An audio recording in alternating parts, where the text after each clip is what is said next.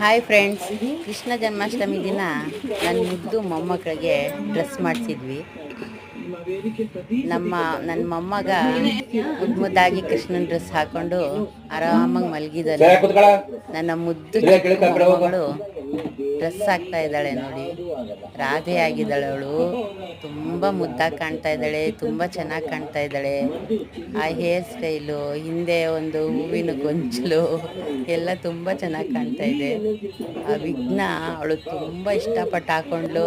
ಒಂದು ಸ್ವಲ್ಪನೂ ಗಲಾಟೆ ಮಾಡ್ದೇನೆ ಆರಾಮಾಗಿ ನಿಧಾನವಾಗಿ ತಾಳ್ಮೆಯಿಂದ ಹಾಕಿಸ್ಕೊತಾ ಇದ್ದಾಳೆ.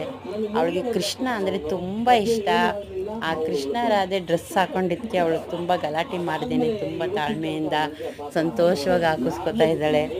ಅವಳು ಚಿಕ್ಕದ್ರಿಂದನೇ ಅವಳಿಗೆ ಕೃಷ್ಣ ಅಂದರೆ ತುಂಬ ಇಷ್ಟ ಇರೋದ್ರಿಂದ ಅವಳು ಹಾಕಿಸ್ಕೋಬೇಕು ಅಂತ ಆಸೆ ಪಟ್ಲು.